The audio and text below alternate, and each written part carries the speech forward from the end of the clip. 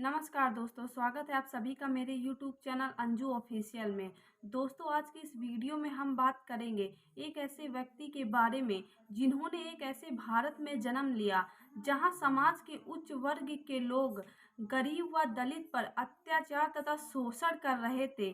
समाज के इस अत्याचार, तिरस्कार और अपमान के बावजूद भी उन्होंने ऐसी शिक्षा हासिल की जिसकी बदौलत वे संविधान के निर्माता बन गए। जी हाँ दोस्तों, मैं बात कर रही हूँ डॉक्टर भीमराव अंबेडकर साहब की। आज की इस वीडियो में हम बात करेंगे बाबा साहब के जीवन संघर्ष के बारे में। वीडियो स्टार्ट करने से पहले आप सभी से आग्रह है कि यदि आपने अभी तक मेरे YouTube चैनल को सब्सक्राइब नहीं किया है तो कृपया सब्सक्राइब कर ले और बेल आइकन जरूर दबाएं ताकि आने वाले वीडियो की नोटिफिकेशन आपको सबसे पहले मिल सके।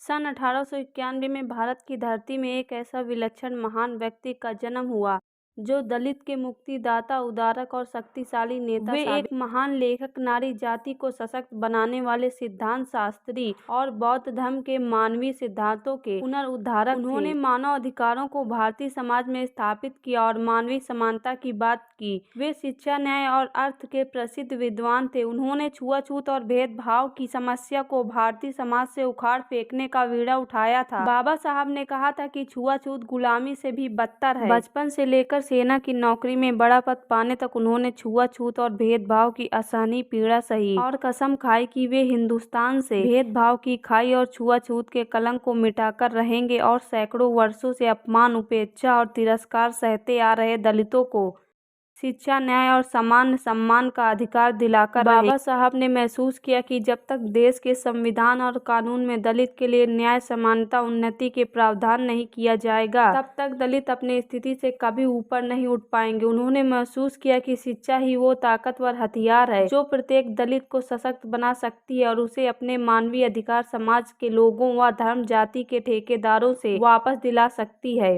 इसीलिए पहले उन्होंने अपने आप को शिक्षा और ज्ञान से भरपूर बनाया। उसके बाद दलितों सामान्य न्याय और अधिकार दिलाने के पक्ष में सशक्त आवाज उठाई। एक गरीब और उपेक्षित वर्ग से उठकर वह साधारण इंसान एक दिन देश के लाखों करोड़ों दलितों के दिल की धड़कन और उनका मसीहा बन गया। दोस्तों, बाबा अम्बेडकर साहब का जन्म उस कालखंड में हुआ था जब हमारा देश अंग्रेजों का गुलाम था।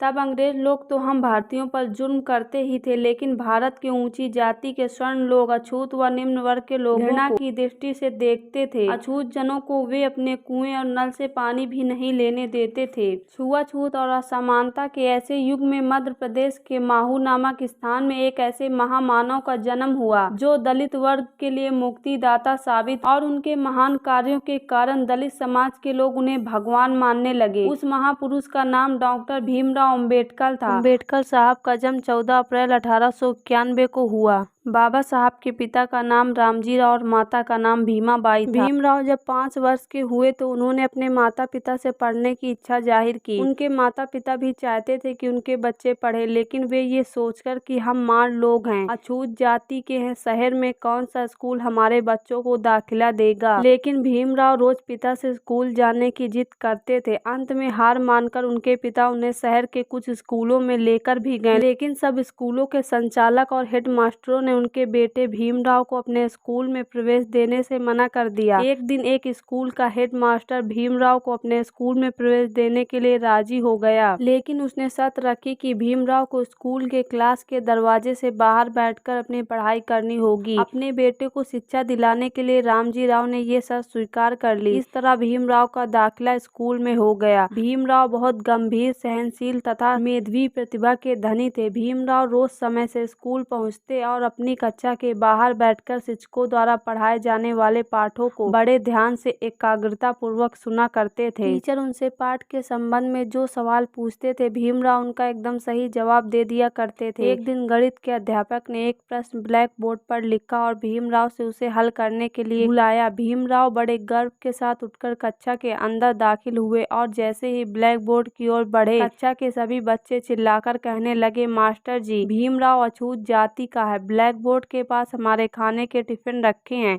इसकी परछाई से हमारे टिफिन का खाना अपवित्र हो जाएगा। भीमराव बोर्ड के पास नहीं पहुंच सके। छात्रों के आक्रोश के समक्ष झुकते हुए अध्यापक ने भीमराव को वापस अपनी जगह जाकर बैठने को कहा। इस तरह के कई अपमान और तिरस्कार भीमराव ने सहे। बचपन में भीमराव ने छुआछूत और भेदभाव की जो पीड़ा सही, वह उनके जीवन के लिए अभिशाप न बनकर आगे चलकर एक वरदान साबित हुई। इसी पीड़ा ने उन्हें अन्य कई कुरीतियों से लड़ने की ताकत दी। भीमराव हर कक्षा अच्छे अंकों से पास करते गए और हाई स्कूल की परीक्षा प्रथम श्रेणी में उत्तीर्ण की। भीमराव आगे पढ़ना चाहते थे, लेकिन कॉलेज की फीस भरने के लिए उनके पास पैसे नहीं थे। ऐसे में उनकी मदद बड़ौदा के महाराज सयाजीराव गायकवाड़ ने की। भीमराव ने ठान लिया था कि मुझे पढ़ाई में ऊंची से ऊंची डिग्री प्राप्त कर शिक्षा में महारत हासिल करनी है। महाराज की सहायता से भीमराव ने बम्बई के कॉलेज में एडमिशन ले लिया।